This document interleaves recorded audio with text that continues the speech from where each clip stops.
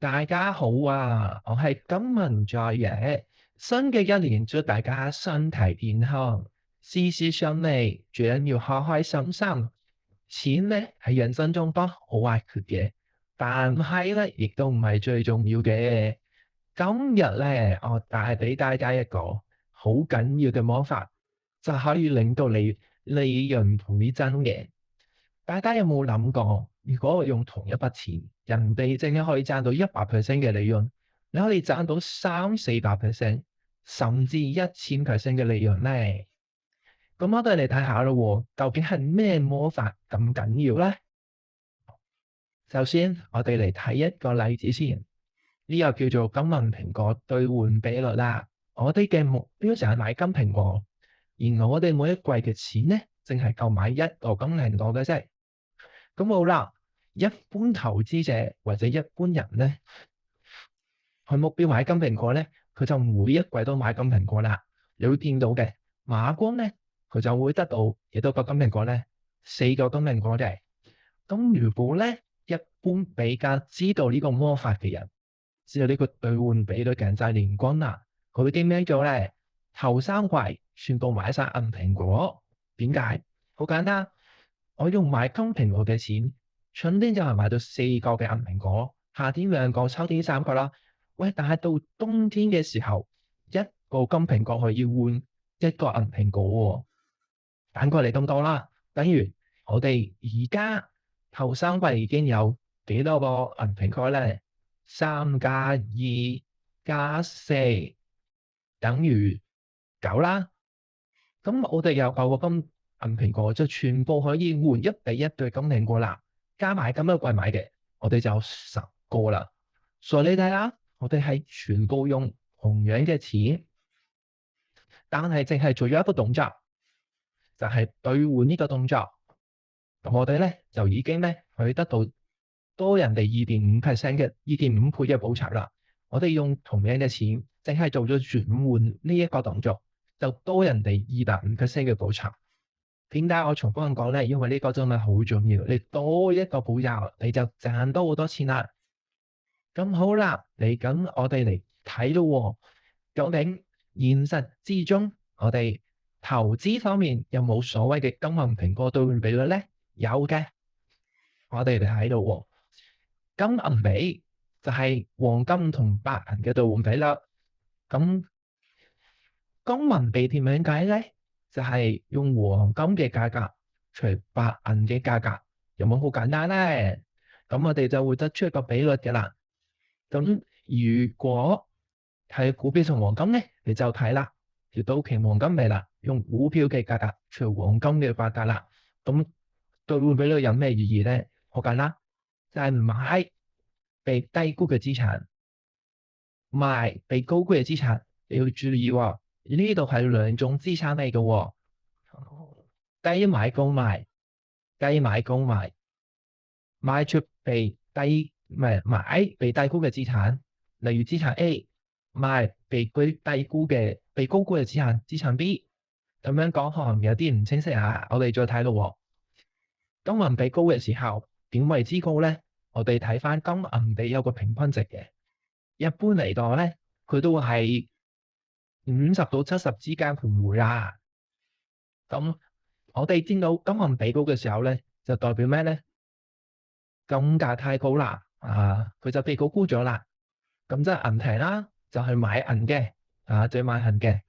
咁呢個時候咧，你就可以將啲錢買銀，買咗金去換銀，係啦。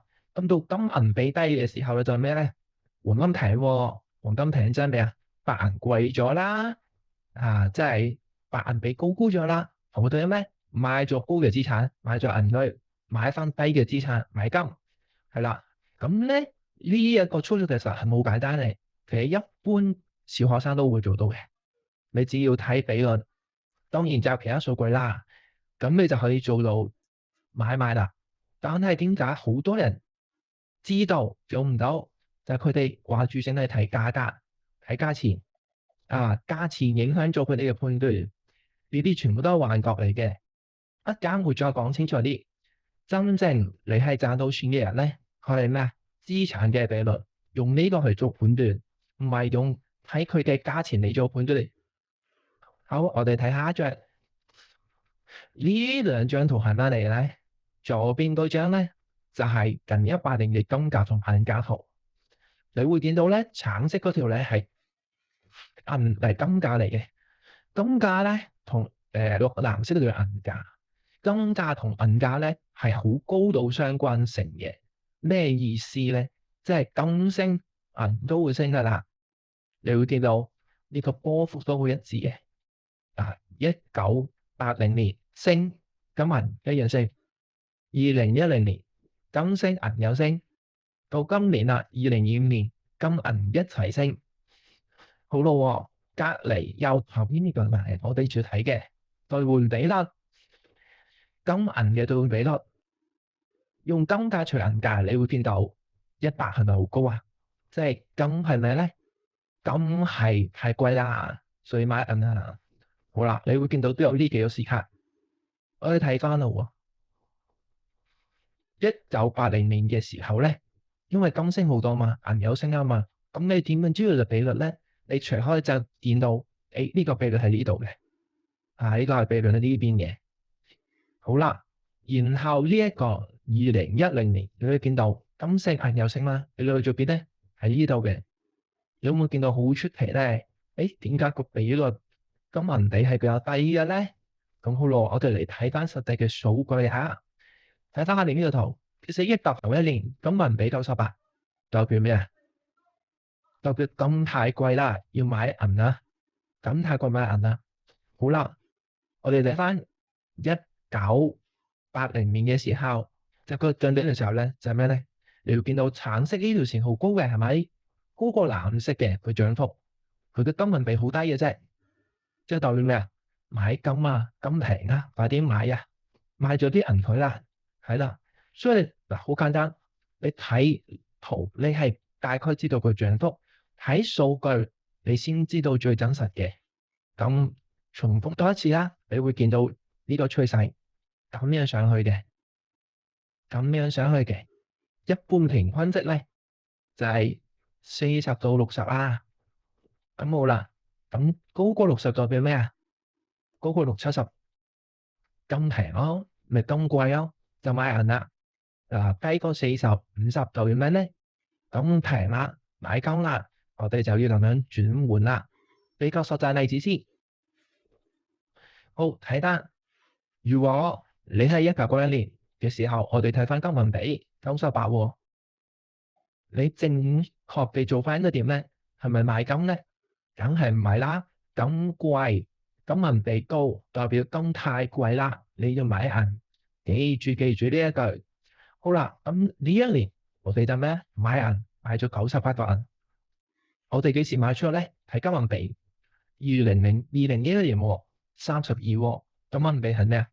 低喎，咁平喎，咁係咩啊？買金咯，買銀咯。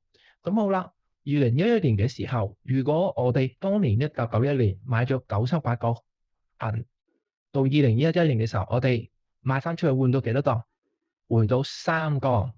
咁蘋果等於幾多咧？我哋用翻2011年個價去計，你睇1571啦乘3，你就會賣到4713蚊嘅。咁我哋計，如果當年你唔知道比率，好似一般投資就咁，我淨係買金啦，揸20年啦，擺20年之後有賺喎，300幾蚊升到1000幾蚊喎，咁再賣翻出嚟，你賺到幾多咧？你就係多，你個比率就係433.9% 嘅啫。即係你賺到300幾%嘅啫。好啦，如果我哋當年知道呢個比率，我哋醒啦，我哋買銀，照樣擺20年之後買翻出去買金，我哋可以賺到幾多咧？我哋會賺到4000幾蚊，除翻當年入貨價啦，咁賺咗幾多？1200幾%嘅。所以你睇下，知道金銀比嘅報酬係爭幾遠？爭好遠嘅，我哋嚟睇多一個圖。假設而家咧金銀比就跌翻落嚟嘅啦。咁我哋睇翻金銀比，如果60，你60嘅時候買啦，咁你金銀比60嗰時買，你冇賺嘅。假設金銀幣60嗰陣時候，你買銀啊，咁當金銀幣跌到40嘅時候啦，即係咩咧？黃金停嘅時候咯。咁咧，你賣咗啲銀嘅，你就換到幾多咧？換到1.5個金蘋果嘅。你原本60嗰時買用1個金蘋果嘅錢去買啫，但係當你40嘅時候賣咗啲銀，就換到1.5個金蘋果。嗱，呢個就係俾你套啦。咁比較早入市嘅，可能你2021、2020年嘅時候，你金銀幣幾多咧？80、90嗰度嘅。咁如果你當時入咧，你就將啲錢買銀，1個金蘋果嘅錢買銀啦。咁你到而家咧，而家金銀幣到50幾60噶啦，咁你都已經賺到33% 噶啦，換多咗1.33個金蘋果換到，所以呢個比率同係咁樣睇嘅。你睇你入所有銀嘅平均嘅金銀幣呢度，如果開呢個70入，好啦，你睇翻而家金銀幣，你上幾時買？40嗰時買，你賺到幾多？佢寫1.75，就係等於你換多咗75% 嘅金，就係咁樣睇嘅。好啦，好多時候咧，點解人哋做唔到？而家仲點講？哇，聽好得落，喂，黃金好貴喎，係咪要買黃金啊？咁金銀比低嘅時候，黃金就係平啦。資產都係相對嘅，記住資產都係相對嘅。哇，白銀仲升緊喎，唔好賣住喎。白銀仲升緊，唔好賣住。但係你有冇諗過買咗白銀買黃金，你能賺得仲加多咧？因為白銀會跌嘅嘛，都係股票長號呢個絕對係幻覺嚟啊！大家絕對幻覺嚟啊！咁等個價平啲先買。第一個冇人會估到個價升定平嘅，睇金銀幣去買嘢、去做嘢、去入市。比特幣冇泡沫你嗰個又係同股票長號一個幻覺嚟嘅。咁但係會繼續跌嗱，就係你哋如果有呢啲全部都係幻覺呢樣嘢咧，成日做啲追高賣低嘅嘢咧，你就要睇呢本書啦，叫做《投資貴金屬嘅必備入門書》。領航貴金屬係台灣嘅一個白銀市場嘅博主啦，亦都所出嘅一個研究嘅書嚟嘅。新手入門必須要睇咩叫貨幣幻覺，咩叫金銀比，金銀比點樣為之高低，點樣可以根據金銀比買賣，究竟應該點樣做？如果你唔知，你就去睇呢本書，有基礎嘅概念，至少你金銀投資方面，你係會賺得比人哋多好多嘅。睇完呢本書係咩咧？你就知道呢度全部都係幻覺，嚇唔到你嘅。好啦，今日集咧關於呢個利潤倍增嘅方法，金銀比就講完嘅啦。多謝大家收睇，記得 like 同埋 share and subscribe。咁記得加入我哋嘅社團，同埋咧買賣金銀咧，非常建議可以去 Facebook 嘅 marketing 嗰度試下買賣去放嘅。點解？佢嘅價錢，你去嗰邊買平過你喺個金屬商買，好多時都係你去嗰邊賣，你係賣到銀價以上嘅，而唔係攞去回收賣到銀價以下。